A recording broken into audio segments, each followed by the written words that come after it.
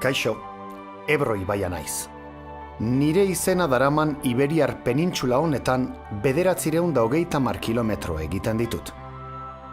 Pirineoen hegoaldean bidaia luzea Kantauri mendilerroko Tresmares menditik Mediterraneoraino. Ibilbide horretan, 352 ibaik eta lurpeko 105 urremarik elikatzen naute. Nire buruaz mintzatuko natzaizue, baina oraingoan nire gorputzaren zati zehatz batez. Nafarroa garaian barna osoki egiten dudan ibilbideaz. Herriberan, Kastejon eta Kortes arteko nire bizitzaz hitz egin nahi dizuet. Nirekin harreman estua izan duten eta oraindik daukaten landareez, animaliez eta pertsonez hitz egin nahi dizuet. Eta Tokata, Patolea eta Felix Elroio nortzu diren jakinen dugu. Bardeetatik datozen sakanetaz eta haien urez arituko gara, bai eta Tausteko kanalaz eta Gamellako etxeaz. Tuterako gaizkatak edo esturioiak aipagai izanen ditugu, eta Fonteiasko iturriak, Elbokal eta bere aritz handia, Laurita, Lisua egiten zuten emakumeak, Buñuelgo Josefina eta Almadieroak, Ibai Ertzeko Otordua, Karrantza, Eiza eta nire inguruan bizi izan dituzuen 11 istorio ekarriko ditugu gogora. Igarabai ostariak, basurdekin izanako.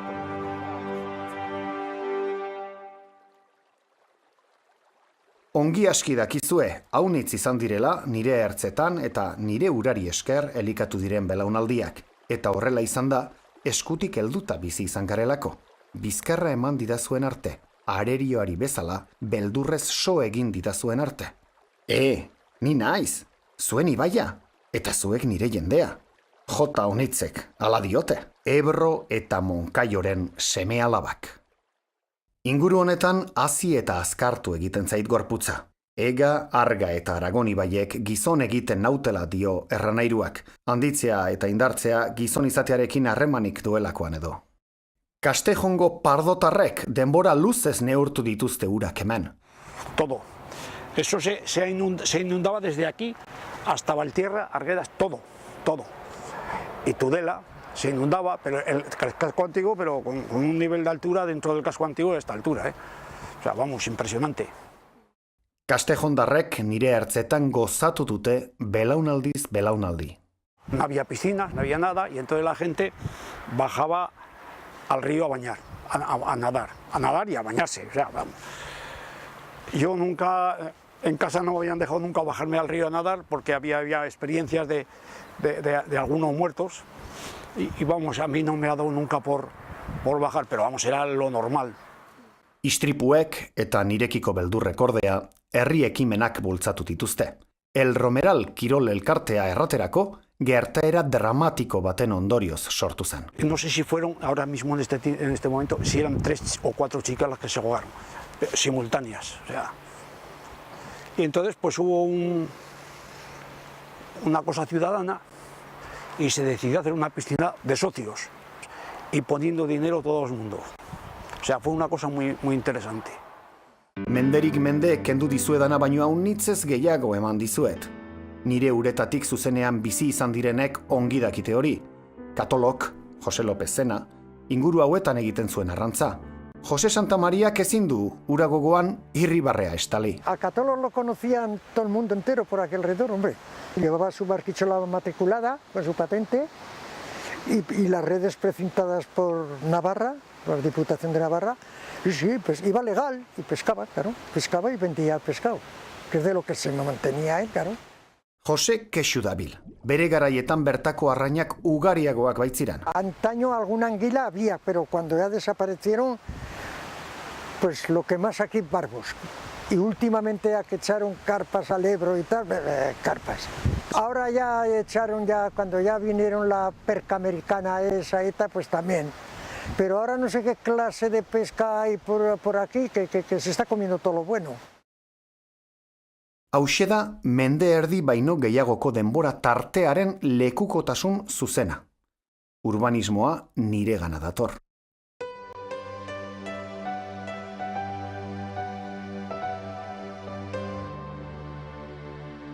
Giraldegi eta Arramaleteko basoak. Bertako landaredia eta animaliak dira nire adierazpenik ederrenetakoak. Eman dezakedanaren adibide.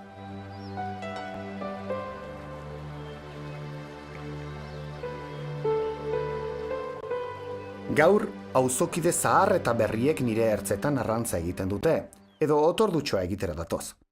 Betiko arrainak badira oraindik, baina zuetako batzuek indarrez ekarritako bertze batzuk ere azaldu dira. Haien artean siluroak, bertako arrainen arerioa handiak dira. Zebra muskulua da bertze arrotz horietako bat. Errazu galtzen da, eta ubide eta udiak ertsi ditzake. Geroxeago aipatuko ditugun bertako txirla handien bizkarroi hilgarria ere bada. Kastejongo lurretatik Tuterarako bidean ezin ditut Baltierra eta Arguedasa antzi. Zuetako zenbat ibili dira gora eta behera jostaketan, adibidez Bergarako sotoan. Arrantza eta eiza hainbatendako lanbide izan dira. Tokata izan da inguruotako aditu handienetakoa. Antes estaban los patos aquí y pasaban las nutrias nadando, tan. Enseguida salían al seco a jugarse en un tronco, en una rama. Ahí estaban jugando. No he tirado nunca ninguna. Y entonces podían tirar por las pieles que valían muy caras, pero no he tirado nunca. No he llegado a matar una nunca ni he tirado a las nutrias. Y las he visto pues, cerca. No he tirado. Y mira que me ha gustado la escopeta, mucho me ha gustado. Pero vaya, he respetado. Cuando han dicho que había pocas, he respetado a todo el mundo. Claro que hay nutrias, son muy juguetonas. Y pasan nadando, chun, y hacen chan, y se encapuzan como los patos. Antes subían anguilas a montones. Y me acuerdo yo que echabas unas cuerdas y sacabas en cada anzuelo una anguila. Ahora no hay ni una. ¿Sabes por qué no hay ni una? Porque allí en Flix han hecho una presa que no pasan las anguilas del mar. Joder, ¿para qué hacen esa, una presa como el pantano y esa? Ha estado una presa encima, es una carretera, joder. ¿Cómo va a pasar la anguila ahí?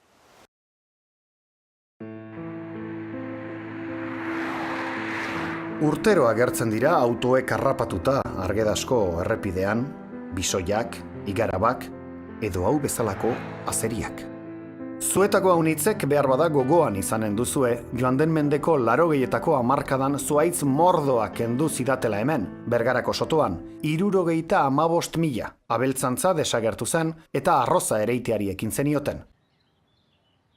Bioaniztasuna, sotoen landare aberastasuna, guzti hori bizi izan ez dituena ezustean harrapatzen ditu nire naturak, baina ikerlariak maite mintzen dira. Estas formaciones vegetales que llamamos sotos en realidad están formadas como por varios tipos de vegetación diferentes y que se van modificando y variando en el espacio y en el tiempo con muchísima velocidad. En 100 años un soto puede haber cambiado de forma, de especies y todo. Esa gran diversidad, ese gran cambio, esa velocidad, esa dinámica es también fruto de la gran productividad que tienen estos sotos. Estos bosques son muy ricos y muy productivos. Esa productividad es también lo que les hace ser muy ricos en especies animales y en especies vegetales. Sakanak nire osotasunaren parte dira. Tuterakoa edo Murillo de las Limasekoa adibidez. Danok jakin beharko genuke azken honek harreman zuzena ematen didala bardeekin.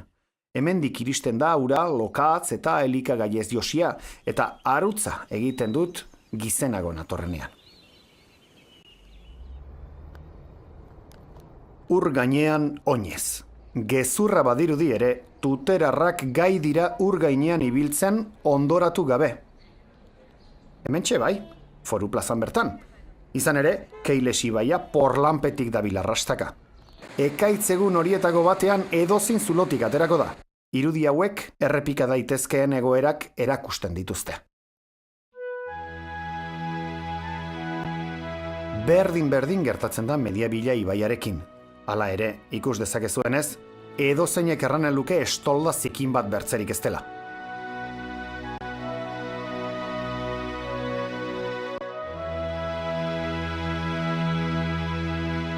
Azken mende erdi luze hau ez da nola nahi pasa.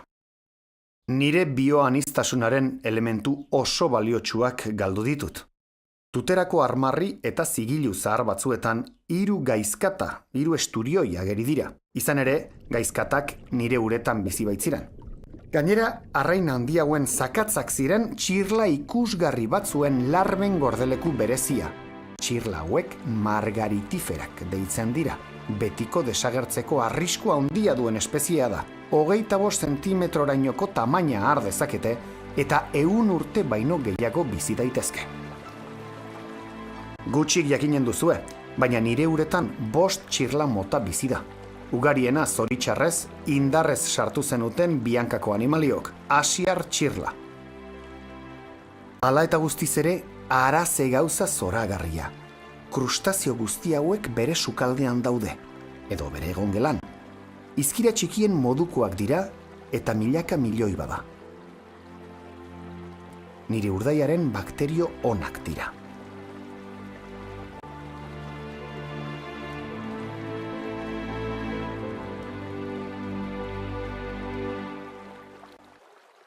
Gizakiek leku zehatz batzuk nortasun erreferentetzat jotzen dituzue. Zuen haurtzaroko edo gaztaroko gogorapen gozo edo zoriontsuen iturri izandako lekuak dira. Arroen bainulekua da horietako bat hainbat tuterarrentzat. Bere gorputza erakustera zijoazen mutilentzat eta haiek ikustera hurbiltzen ziren neskentzat.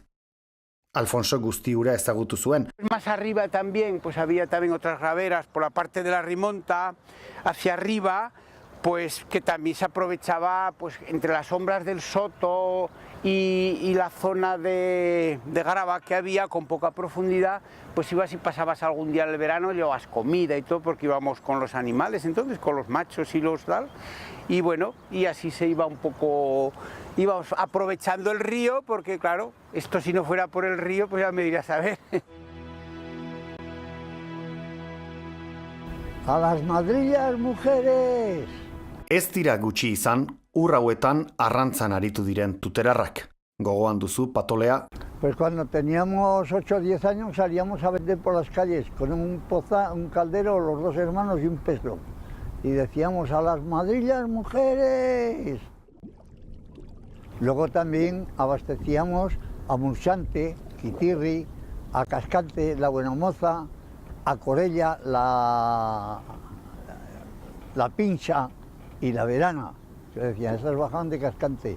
Y de ahí les abastecíamos, porque éramos 4 familias los que nos manteníamos del Ebro.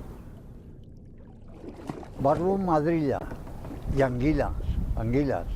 Las cuerdas que parábamos por la tarde, pues llegaban a las 4 o las 5 de la mañana cuando amanecía y sacábamos las cuerdas y cogíamos las anguilas, pero habíamos cogido barbos y madrillas.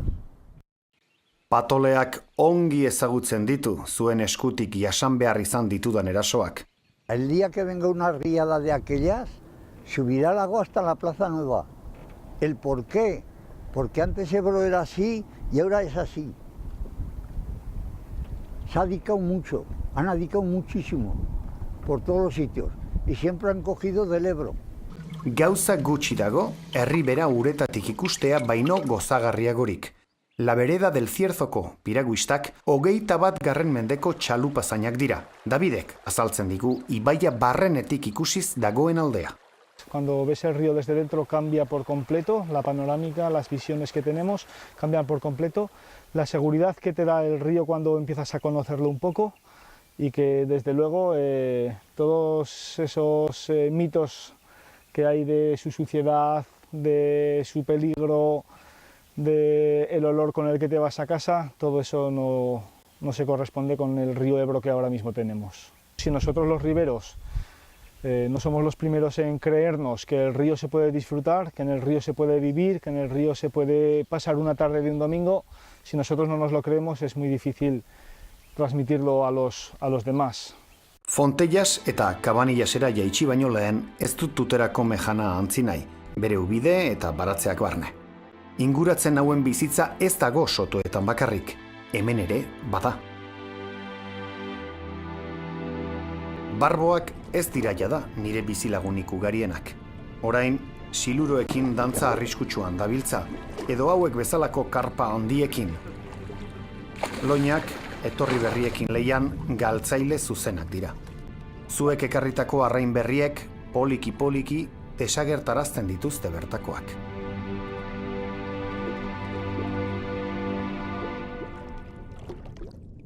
Gamella etxea. Felix El Rollo hemen bizi zenean Tausteko kanalak zaindari iraunkorra zuen. Kostaldean itsasargietako zaindariek bezala, Tausteko kanalean Gamella etxea. Felixen emazteak, Rosariok, bere bizitzako urterik gogoangarrienak eman zituen hemen, Felixekin. Mi marido era el que controlaba el agua, la salida del agua al canal de Tauste para el regadío del pueblo y los pueblos de más abajo. Era el que estar pendiente del caudal que llevaban, si faltaba agua levantar la tajadera, si sobraba bajarla. Ingurune aberatsa da. Horrenbestez, Rosariok istorio bitxiak bizi izan ditu. Adibidez, Ebroko txirla erraldoiak direlata. Cuando venían con los biólogos yo les decía, me enseñaban la concha de la margaritífera, digo, ¿y eso estoy buscando? Y dices, digo, pues cuando yo era mueta, no escaché pocas yo en el canal de las que había. Dice, pues esto es causa de cárcel. Digo, sí, pero como ya prescrito, ya no puedo ir a la cárcel. Begira diezaiogun une batez irudi honi. 18. mendeko marrazki bat da. Fontellas eta Buñuelen artean egiten nuen ibilbidea deskribatzen du. Ara orain, gaur egungo irudia. Izaki biziduna naiz, eta lurralde honetan egiten dudan ibilbidea etengabe aldatzen dut. Fontellasek duen iturria berastasuna aspaldidanik da ezaguna. Mendetan izan da, Lizarko iturria adibidez, ura hartzera zetozen emakumezkoen bilgune. Hemen galtzen dut Aragoik eta Egak eman didaten indarraunitz. Bi ubideek, Taustekoak lehenik eta imperialak hemen, ura zurrupatzen didate eta ahul uzten daute.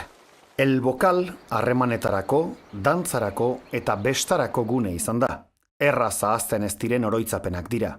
Lauritak azalduko digu non eta nola biltzen ziren. En las casas estas que había aquí, al lado de Compuertas, decíamos siempre que Compuertas es esto, el palacio, y siempre hacíamos las meriendas ahí y nos las comíamos en esa arboleda.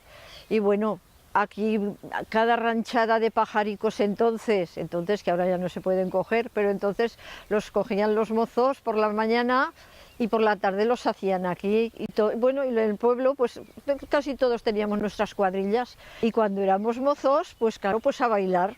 Después de merendar, bien merendados, porque la verdad que se merendaba muy bien, pues a bailar, todos ahí, bueno, que bajaban de Tudela, cuadrillas, y la verdad que hemos disfrutado en el Bokal, hemos disfrutado muchísimo, muchísimo. Bokalean, jauregia, lorategia eta etxeez gain, haritz ederra hau dago. Monumentu naturala da.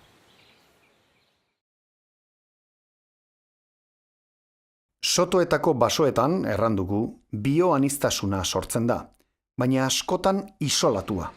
Izan ere, gehienetan, nekazaritza intentsiborako lur sailez inguratuta baitaude sotook. Ignacio aditua da horretan. Hombre, lo primero como agricultores, lo que tenemos que hacer hacia el Ebro o el sentir es de agradecimiento, porque toda la fertilidad que tiene las vegas del Ebro, pues la ha provocado el Ebro y sus avenidas. Desde críos ya oíamos en el colegio cómo las inundaciones pues beneficiaban, aportaban limos, arcillas que luego hacen que realmente las tierras sean fértiles y son lo que son a día de hoy. El Ebro también se merece un respeto, que hay que tratarle de don. Cuando dice que viene, viene y poco a poco podemos hacer, ¿no? Y en cuanto al tema de dragaos y cómo evitar las inundaciones, pues a lo mejor es que no hay que evitarlas, sino que hay que laminarlas, de manera que las avenidas pues sean lo menos perjudiciales y que posiblemente afecten a más hectáreas, pero de manera menos grave. Urteak dira bertako jatorrizko karramarroak nire uretatik desagertu zirela. Karramarro gorri edo amerikarraren sarrerak akabatu zituen. Dordoka hauek hemengoak dira, europarrak. Emeki mugitzen diren barazki jale horietakoak. Gero eta gutxiago daude. Bertze hauek ordea, Floridatik ekarri dituzue. Erasokorrak dira, denetarik jaten dute eta gero eta gehiago dira. Jendeak dendetan erosten ditu eta gero handitutakoan ibaira botatzen ditu, favorea egiten dietelakoan.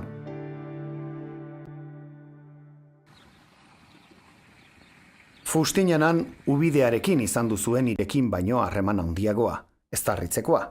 Nire gana etortzeko eragozpena da, baina ez ahantzi. Ubidean ni neu naiz. Zuen eskutik pasa ondoren hori bai. Ikusi dut, bai, ikustegia berritu duzuela. Iruditeri kolektiboaren parte data.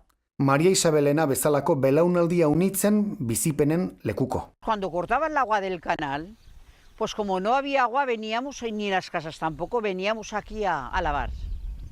Con unos baldes lavábamos y lo poníamos en lejía, para subirnos la aclarado ya y limpio. Y los jabonaus, la ropa de color, que decíamos los jabonaus, pues también. Y aquí a lo mejor estaba tan fría el agua que se nos cortaba mucho el jabón, porque entonces eran trozos de jabón y pasábamos mucho frío en las manos. Y esa era la misión. Y nos cargábamos con las canastas o los baldes en la cabeza. Baina niregana ere bazentozten lixiba egitera. A mí en el río más que aquí me tocó, porque aquí se ponía el agua muy fea y era mejor el agua allí. Pero fíjate si está lejos el río. Y subíamos, nos ponía mi madre, me ponía una merienda para comer, un trozo de pan con una tortilla o con lo que sea, y allí pasábamos todo el día. ¿Qué te parece? Ikustegiaren ondoan, oraindik ere, hor da urbanatzaileek erabiltzen zuten txorrota. Handik zeramaten ura Fustinanako etxeetara. Pues hacía falta un aguador porque el pueblo iba creciendo y, por ejemplo, de la plaza hacia el canal se abastecían ellos porque estaba cerca el agua del canal. Pero barrios atrás se iban haciendo casas nuevas, estaban más distantes y había que suministrarles el agua con las cubas estas. En cada tinaja cabía 10 cántaros por 120 litros o así, cada tinaja. Y se cobraba pues 5 o 6 pesetas, según, de cada tinaja.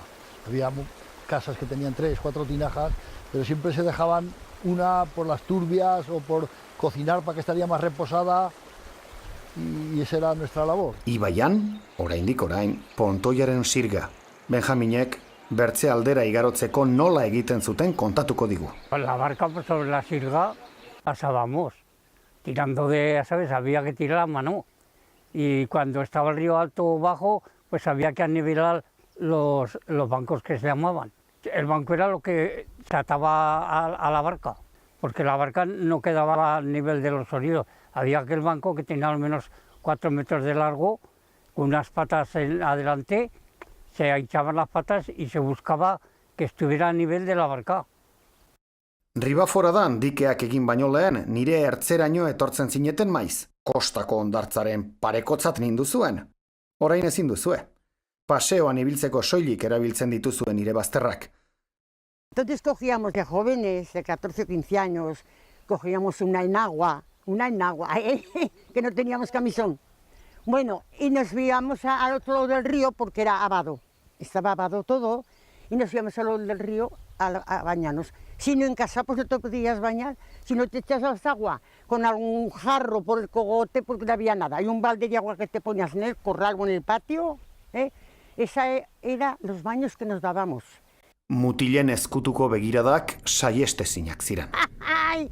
Ya venía, a lo mejor decíamos, chicas, oye, que soy por esos árboles alguno, que soy, y nos van a quitar la ropa, y se van, ¡ay! Pero como eran ya, que los conocíamos poco más o menos, porque eso es lo que es la juventud, les conocíamos, pues bien, y lo pasábamos de primera. Familia batzuen bizibide izan zen bere garaian urbanatzailearen Ribaforadan. Norobe, Luisa baino, bere buruan nola antolatzen zuten kontatzeko. Mi padre trabajaba en el campo, pero tenía 7 hijos en la posguerra y dijo, pues bueno, vamos a ver si ganamos alguna peseta para comer. Y ya pues dijo, vamos a hacer un cubo y con una caballería pues cargaban en el canal por ahí y ya pues iban por las casas y le subían 2 tenajas, una tenaja, que valía las 2 tenajas 3 pesetas en aquellos tiempos. Sería en el año 63-64, cuando vino el agua ya por las casas. Y entonces me tocó subir pues 1 mes o 2 a mí, pero mis hermanos mucho. Y nosotros nos llaman siempre los aguadores, desde entonces. Hemen, ubidea eta ibaiaren arteko sotoak eta baratze inguruak hobekien ezagutzen dituena Lafani da. Urte franko eman zituen gora eta behera, zaindari lanetan eta eizean. Aquí lo que más hemos tenido siempre ha sido codorniz, perdiz. En la huerta que estamos ahora, lo que más codorniz. Torda, anade, jabalís que vienen de la bardena, de la negra, esos son los animales que hemos tenido aquí. Y pajaricos de todas variedades. Bueno, hace 30 años se paraban las costillas, pero si te cogen te riñonan. Gazteendako mezua, kostillak zepo erran nahi du. Hace 30 años se paraban las costillas, pero si te cogen te riñonan. Hoy no paran las costillas, aún hay alguno que las para, pero el que las para sabe a lo que se expone. Txoko hauetan ezkutatzen da Quebrado el Ramillo eta La Mejana natura erreserba. Erritmo hidrologikoz norbere burua erreformatzea denbora kontua bertzerik ez da. Ez daukat, behar bada, Kosta Urdinaren glamurra, baina Doloresek eta bere lagunek bazuten eta badute haien hondartza. Esta era nuestra playa donde aprendimos a nadar, nuestra piscina y nuestro encuentro, nuestro punto de encuentro de todos los amigos. Veníamos los domingos, hacíamos meriendas y aquí se nos pasaba la tarde, no echábamos en falta nada. Era lo mejor que podíamos tener entonces. Hemos comido la pesca del río, había pescadores que venían, cogían la pesca que daba el río y luego pues por las calles lo vendían, entonces no había puestos de pescadería. Yo me acuerdo de ver a las mujeres, las otras mujeres de aquí de Buñuel que iban con una cesta y un peso, iban parando por las puertas, te pesaban el pescado que ya habían pescado los maridos por la noche o por la mañana.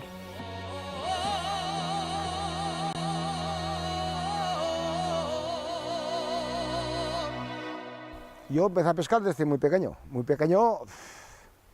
desde que tengo uso de razón. Y aquí en el Ebro se cogían truchas, carpas, se cogían, las percas vino más tarde. La perca americana que dicen, la trucha americana vino más tarde. Pero barbos, madrillas, anguilas, se cogían eso.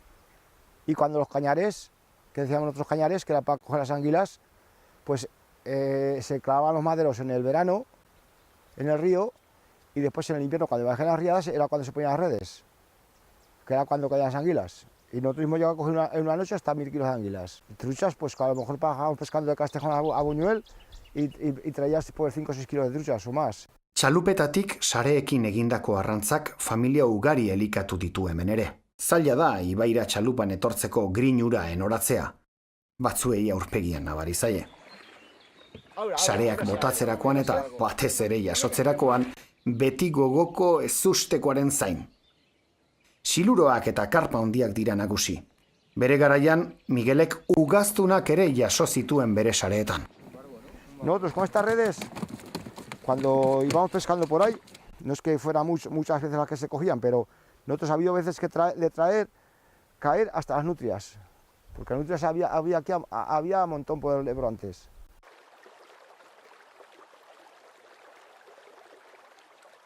Se podía pasar en el verano, se podía pasar como si fueras por encima de una calle asfaltada. Esto era una presa natural, que cuando venían las riadas, pues de aquí para arriba subía el Ebro igual más de 1 metro más de altura que aquí para abajo.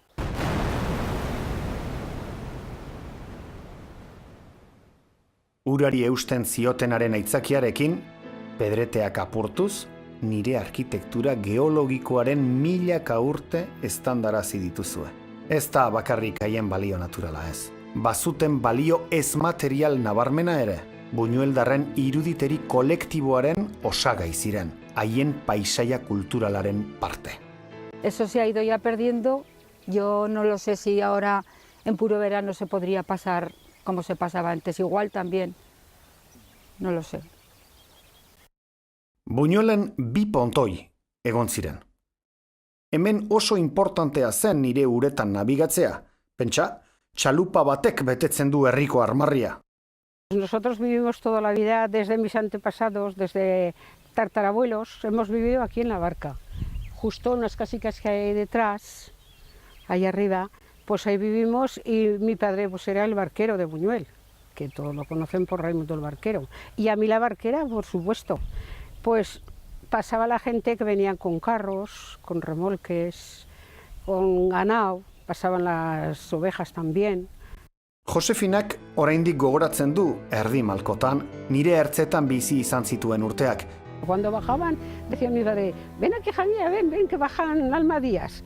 Y yo me subía de encima de las almadías, aunque me mojara los pies, es igual. Para mí, pues es que me emociono y todo, la verdad.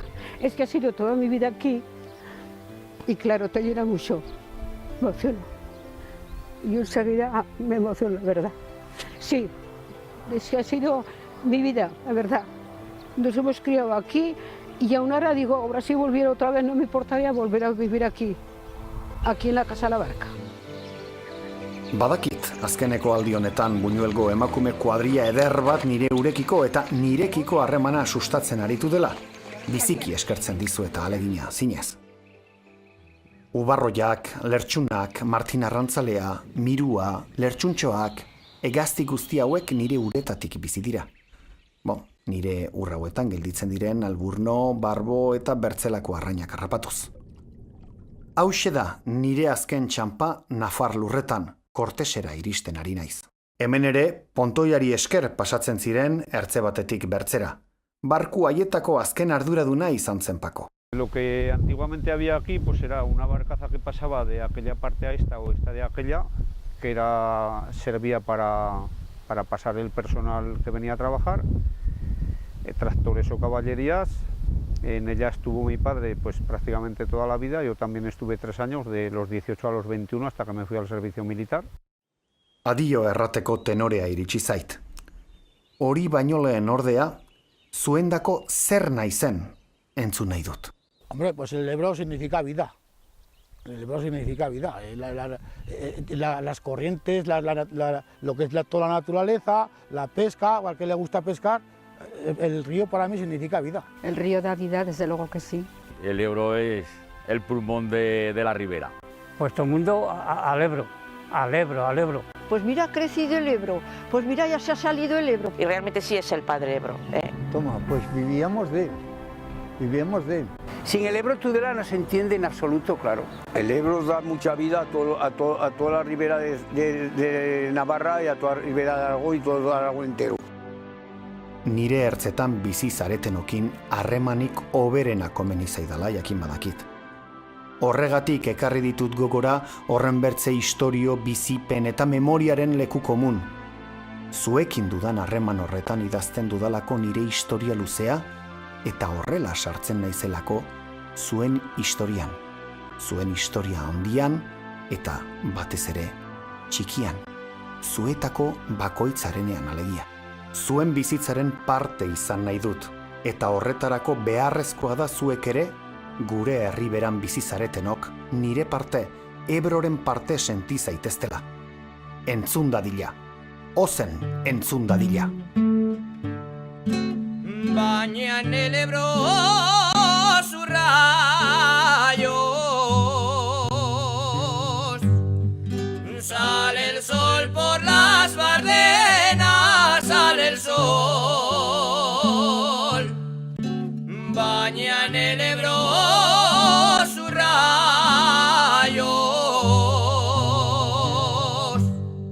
y cruzan Navarra entera y se va por el Moncayo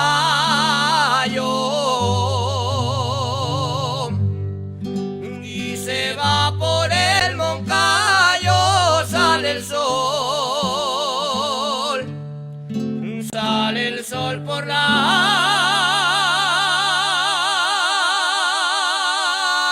bardenas.